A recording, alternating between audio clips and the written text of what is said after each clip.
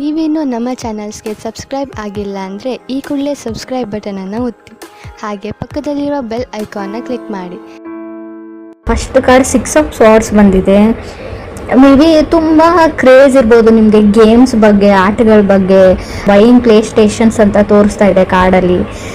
Something travelling ಅಂತ ಹೇಳುತ್ತೆ, travel ಮಾಡಿ ಎಲ್ಗಾದ್ರೂ ಹೋಗಬೇಕು ಅನ್ನೋ ಪ್ಲ್ಯಾನ್ ಇರುತ್ತೆ ನಿಮಗೆ. ಬಟ್ ಸ್ವಲ್ಪ ಕ್ಯಾನ್ಸಲೇಷನ್ಸ್ನ ನಾನು ಜಾಸ್ತಿ ಹೇಳ್ತೀನಿ.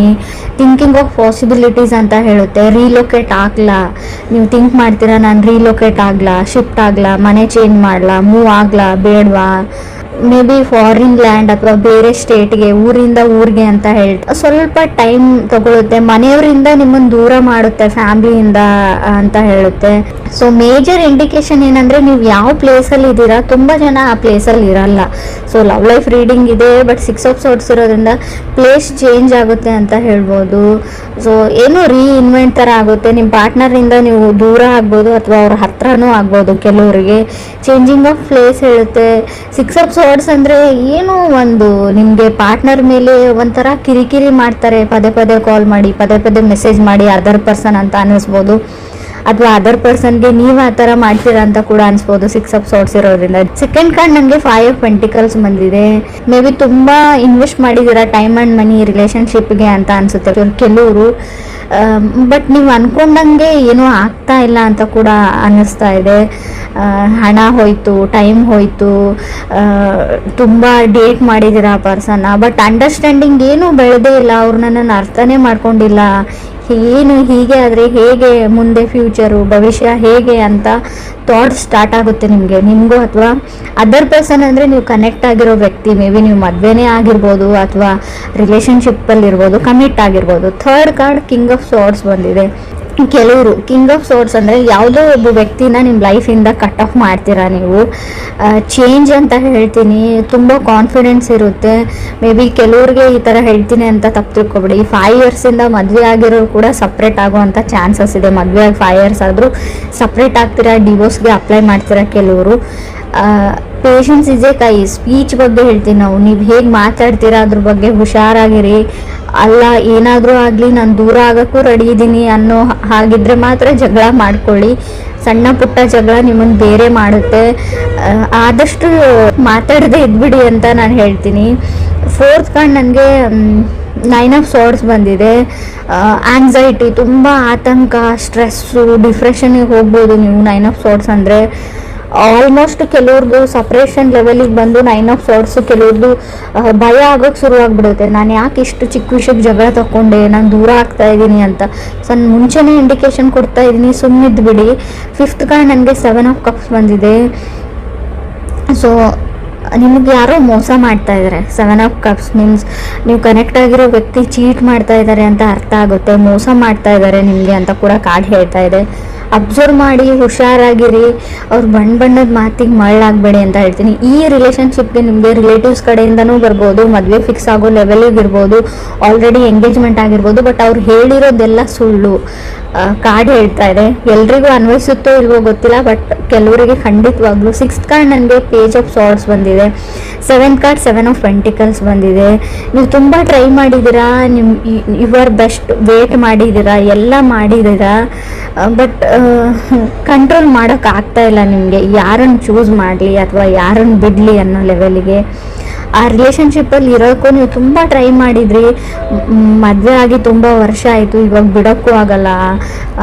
ಗೌರವ, ಮಾನ, ಮರ್ಯಾದೆ ಪ್ರಶ್ನೆ ಎಲ್ಲ ಯೋಚನೆ ಮಾಡಿದ್ರಿ. ಬಟ್ ಕಡೆಗೆ ಬೇರೆ ದಾರಿ ಇಲ್ಲ ಅಂತ ಕೆಲವ್ರಿಗೆ ಅನಿಸಿರ್ಬೋದು. ಸಪ್ರೇಟು ಆಗ್ತಾ ಇದ್ದೀರಾ ಕೆಲವರು ಅಂತ ಹೇಳ್ತಾ ಇದೆ. 6 ಆಫ್ ಸ್ವಾರ್ಡ್ಸ್ ಏನು ಹೇಳುತ್ತೆ ಅಂದರೆ, ಆ ವ್ಯಕ್ತಿ ನಿಮ್ಗೆ ಚೀಟ್ ಮಾಡ್ತಾ ಇದ್ದಾರೆ ಅಂತ ಗೊತ್ತಿದೆ, ನಿಮಗೆ ಮೋಸ ಮಾಡ್ತಾ ಇದ್ದಾರೆ ಅಂತ ಗೊತ್ತಿತ್ತು. ಬಟ್ ಆದರೂ ಇಷ್ಟು ವರ್ಷಗಳ ಕಾಲ ಇದ್ರಿ, ಬಟ್ ಇನ್ನು ಮುಂದೆ ಆಗ್ತಾ ಇಲ್ಲ. ಸೊ ನೀವೆಷ್ಟು ಪ್ರಯತ್ನ ಪಡಬೇಕು ಅಷ್ಟು ಪಟ್ಟಿದ್ದಾಗಿದೆ. ಸೊ ಅದ್ರ ಬಗ್ಗೆ ಗಿಲ್ಟಿ ಫೀಲ್ ಮಾಡ್ಕೊಳ್ಬೇಡಿ ಅಂತಲೇ ನಾನು ಹೇಳ್ತೀನಿ. ಸೊ ಲೆಟ್ ಗೋ ಮಾಡಿ, ಮೂವ್ ಆನ್ ಆಗಿ, ನಿಮ್ಮ ಲೈಫಿಗೆ ಏನು ಬೇಕೋ ಅದನ್ನು ನೀವು ಮಾಡ್ಕೊಳ್ಳಿ ಅಂತಲೇ ಕಾರ್ಡ್ ಹೇಳ್ತಾ ಇದೆ. ಸೊ 8th ಕಾರ್ಡ್ ನನಗೆ 4 ಆಫ್ ಕಪ್ಸ್ ಬಂದಿದೆ. 4 ಆಫ್ ಕಪ್ಸ್ ಅಂದರೆ ನಿಮಗೆ ಮಲ್ಟಿಪಲ್ ಆಪ್ಷನ್ಸ್ ಬರುತ್ತೆ ಖಂಡಿತವಾಗ್ಲೂ. ಸೊ ಕೇರ್ಫುಲ್ಲಾಗಿ ಅದರಲ್ಲಿ ನೀವು ಚೂಸ್ ಮಾಡ್ಕೊಳ್ಬೇಕಾಗುತ್ತೆ. ಇದು ನಿಮ್ಮ ಲೈಫ್ ಪ್ರಶ್ನೆ. ಸೊ ಮದುವೆಗೆ ರೆಡಿ ಮಾಡ್ಕೊಳ್ತಾ ಇದ್ದೀರಾ ಅಂತಲೂ ಗೊತ್ತು, ಸೆಟ್ಲ್ ಆಗಬೇಕು ಅಂತ ಡಿಸೈಡ್ ಮಾಡಿದ್ದೀರಾ ಕೆಲವರು. ಯಾಕಂದರೆ ನನ್ನ ಅಕ್ಕಪಕ್ಕ ನನಗಿಂತಲೂ ಚಿಕ್ಕವರಿಗೆಲ್ಲ ಮದುವೆ ಆಗ್ತಾ ಇದೆ ಅಂತ ಫ್ರೆಶರ್ ಥರ ನಿಮಗೆ ಫೀಲ್ ಇರ್ಬೋದು. ಸೊ ಅದಕ್ಕೋಸ್ಕರ ನೀವು ಈ ಡಿಸಿಷನ್ನು ತೊಗೊಂಡಿರ್ಬೋದು. ಬಟ್ ಮನೆಯವ್ರನ್ನೇ ನಂಬಿ ಹೋಗ್ತೀನಿ ಅನ್ನೋದು ಕೂಡ ತಪ್ಪು, ಅಥವಾ ನೀವು ನನ್ನ ನಂಬಿಕೆ ಮೇಲೆ ಹೋಗ್ತೀನಿ ಅನ್ನೋದು ಕೂಡ ತಪ್ಪು. ಇಬ್ರಿಗಂತೂ ಡಿಸ್ಕಸ್ ಮಾಡಿಬಿಟ್ಟು ಸ್ವಲ್ಪ ಯಾರಿಗಾದರೂ ಗೊತ್ತಿರೋರಿಗೆ ಅವ್ರ ಬಗ್ಗೆ ಇನ್ನೊಂದು ಕಡೇ ಸರ್ತಿ ಎಂಕ್ವೈರಿ ವಿಚಾರಣೆ ಮಾಡಿ ವಿಚಾರಿಸಿ ಈ ಮುಂದಕ್ಕೆ ಹೆಜ್ಜೆ ಇಡೋ ಸರಿ ಅಂತ ಹೇಳ್ತೀನಿ. ಕೆಲವರು ಮೋಸ ಹೋಗೋ ಚಾನ್ಸಸ್ ತುಂಬ ಕಾಣಿಸ್ತಾ ಇದೆ ಅಂತ ನಾನು ಒತ್ತಿ ಹೇಳ್ತಾ ಇದ್ದೀನಿ. ಇದನ್ನು ಮದುವೆ ಅಂತ ಮಾತುಕತೆ ಬೇರೆ.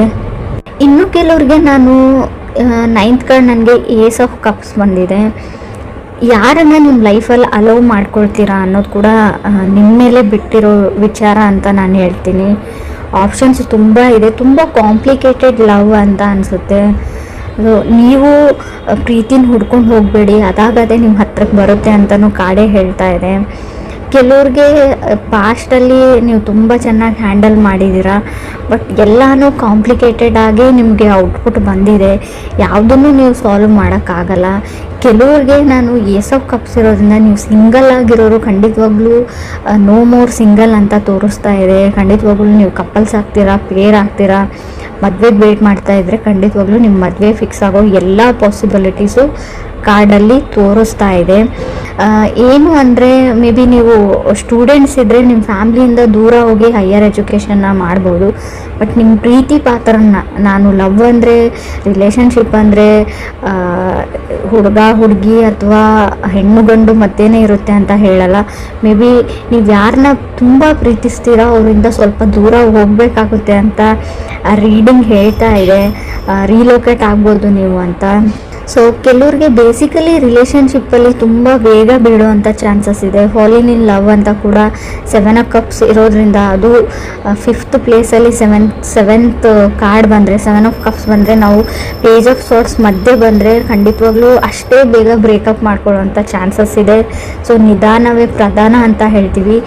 ತಾಳ್ಮೆ ತುಂಬ ಇಂಪಾರ್ಟೆಂಟು. ಇನ್ನೂ ಕೆಲವ್ರಿಗೆ ನೀವು ಮ್ಯಾರಿಡ್ ಇರ್ಬೋದು ಅಥವಾ ರಿಲೇಷನ್ಶಿಪ್ಪಲ್ಲಿ ಇರ್ಬೋದು, ಏನೋ ಸಣ್ಣ ಪುಟ್ಟ ವಿಷಯಕ್ಕೆ ಜಗಳ ಬರುತ್ತೆ ನಿಮ್ಮ ಮಧ್ಯೆ. ಮುಂಚೆ ಬರ್ತಾಯಿತ್ತು, ಹಾಗೆ ಪ್ಯಾಚಪ್ ಆಗ್ತಾಯಿತ್ತು ಅಂದರೆ ಇನ್ನು ಮುಂದೆ ಪ್ಯಾಚಪ್ ಆಗೋ ಚಾನ್ಸಸ್ ಇಲ್ಲದೆ ಇರೋದ್ರಿಂದ ಜಗಳ ಮಾಡಿಕೊಂಡ್ರೂ ಸುಮ್ಮನೆ ಇರೋದು ಒಳ್ಳೆಯದು. ನಿಮಗೆ ಸ್ಪೆಷಲಿ ಹೇಳ್ತಾ ಇದ್ದೀನಿ, ನೀವು ಸುಮ್ಮನೆ ಇರೋದ್ರಿಂದ ನಿಮ್ಮ ರಿಲೇಷನ್ಶಿಪ್ ಉಳ್ಕೊಳ್ಳುತ್ತೆ. ಯಾವುದೇ ರಿಸ್ಕನ್ನು ಕೂಡ ತಗೊಳ್ಳದೇ ಇರೋದು ಬೆಟ್ರು. ನಾನೇನೋ ಹೇಳಬೇಕು ಯಾರಿಗೂ, ನಿಮ್ಮ ಬಾಸ್ ಇರಲಿ, ನಿಮ್ಮ ಮನೆಯವ್ರು ಅಥವಾ ನಿಮ್ಮ ತಂದೆ ತಾಯಿ ಇರಲಿ, ಅಥವಾ ನೀವು ಪ್ರೀತಿಸಿದ ವ್ಯಕ್ತಿನೇ ಇರಲಿ. ಸೊ ಅವ್ರಿಗೂ ಕೂಡ ನೀವು ಯಾವಾಗಲೂ ಅದೇ ಮಾತು ಹೇಳ್ತಾ ಇರ್ತೀರ, ಬಟ್ ಆ ಮಾತು ಮುಂಚೆ ಹರ್ಟ್ ಆಗಿರಲ್ಲ. ಬಟ್ ಇವಾಗ ನೀವೇನಾದರೂ ಹೇಳಿದರೆ ಅದೇ ಮಾತು ತುಂಬ ದೊಡ್ಡ ಮಟ್ಟದ ಗಾಯ ಮಾಡುತ್ತೆ ಅವ್ರಿಗೆ. ಇದರಿಂದ ಎಲ್ಲನೂ ನೀವು ಕಟ್ಟಿರೋ ಏನು ಹೇಳ್ತೀರ, ಇಲ್ಲಿವರೆಗೂ ಕಟ್ಕೊಂಡು ಬಂದಿರೋ ಸಂಪಾದಿಸಿದಂಥ ರಿಲೇಷನ್ಶಿಪ್ಪು, ಬಾಂಧವ್ಯ ಎಲ್ಲನೂ ಮುರಿದೋಗೋವಂಥ ಚಾನ್ಸಸ್ ಇದೆ. ರೀಡಿಂಗ್ ನೆಗೆಟಿವ್ ಅಂತ ಅಂದ್ಕೊಳ್ಬೇಡಿ, ತುಂಬ ಪಾಸಿಟಿವ್ನೆಸ್ ಇದೆ ಇಲ್ಲಿ. ಮದುವೆ ಆಗುತ್ತೆ, ಮದುವೆ ಫಿಕ್ಸ್ ಆಗುತ್ತೆ, ರಿಲೇಷನ್ಶಿಪ್ಪಲ್ಲಿ ಇರ್ತೀರಾ, ಫಾರಿನ್ ಲ್ಯಾಂಡಿಗೆ ಹೋಗೋ ಎಲ್ಲ ಚಾನ್ಸಸ್ ಇದೆ, ರಿಲೊಕೇಶನ್ ಇದೆ, ಹೈಯರ್ ಸ್ಟಡೀಸ್ ಇದೆ. ಕೆಲವ್ರಿಗೆ ನೀವು ಪ್ರೀತಿಸಿದ ವ್ಯಕ್ತಿನೂ ನಿಮ್ಗೆ ಸಿಗ್ತಾರೆ. ಬಟ್ ನಿಮ್ಮ ಮಾತಿನ ಬಗ್ಗೆ ಅಷ್ಟೇ ನೀವು ಗಮನ ಇರಬೇಕು, ಜಗಳ ಮಾಡ್ಕೊಳ್ಬಾರ್ದು ಅಷ್ಟೇ. ಕೆಲವ್ರು ಖಂಡಿತ ಜಗಳ ಆಗುತ್ತೆ, ಅವಾಗ ನಿಮ್ಗೆ ಆತಂಕ ಆಗುತ್ತೆ, ಸ್ಟ್ರೆಸ್ ಆಗುತ್ತೆ. ಬಟ್ ಅದು ಕಾನ್ಸಿಕ್ವೆನ್ಸಸ್ ಅಂತ ಹೇಳ್ತೀವಿ. ಮಾಡ್ಕೊಂಡಿರೋ ತಪ್ಪಿಗೆ ಅದನ್ನೆಲ್ಲ ನಾವು ಅನುಭವಿಸ್ಬೇಕು. ಏನೇ ಬರಲಿ ಅದನ್ನು ಹೆದರಿಸ್ತೀನಿ ಅನ್ನೋ ಕಾನ್ಫಿಡೆನ್ಸ್ ಇರಲಿ. ಎಲ್ಲೂ ಕುಸ್ತೋಗ್ಬೇಡಿ ಅಂತ ನಾನು ಹೇಳ್ತೀನಿ. ಆಗೋಗಿದೆ. ಸೊ ಅದನ್ನು ಆದಷ್ಟು ಸರಿ ಮಾಡೋಕ್ಕಾಗ್ತಾ ಇದೆ, ಸರಿ ಮಾಡ್ಕೊಳ್ಳಿ. ಇಲ್ಲ ನನಗಿಷ್ಟ ಇಲ್ಲ ಸರಿ ಮಾಡ್ಕೊಳ್ಳೋದಂದರೆ ಬಿಟ್ಬಿಡಿ. ಹಳೆದ್ರ ಬಗ್ಗೆ ಯೋಚನೆ ಮಾಡಬೇಡಿ, ಫ್ಯೂಚರ್ ಬಗ್ಗೆ ಥಿಂಕ್ ಮಾಡಿ, ಲೆಟ್ ಗೋ ಮಾಡಿ, ಮುಂದೆ ಹೋಗಿ ಅಂತ ಬೇಸಿಕಲಿ ಕಾರ್ಡ್ಸ್ ಹೇಳ್ತಾ ಇದೆ. ಸಿಂಗಲ್ಸ್ ಇರೋರಿಗೂ ಅಷ್ಟೇ, ಖಂಡಿತವಾಗ್ಲೂ ನಿಮ್ಮ ಲೈಫಲ್ಲಿ ಹೊಸ ವ್ಯಕ್ತಿ ಬರೋ ಚಾನ್ಸಸ್ ಪೇಜ್ ಆಫ್ ಸಾರ್ಟ್ಸ್ ಇರೋದ್ರಿಂದ ಕ್ಲಿಯರ್ಲಿ ಗೊತ್ತಾಗ್ತಾ ಇದೆ. ಸೊ ಕೆಲವ್ರು ನಿಮಗೆ ಮೋಸ ಮಾಡ್ಬೋದು. ಸೊ ಅದರಿಂದ ಕೂಡ ಹುಷಾರಾಗಿರಿ ಅಂತ ಹೇಳಿ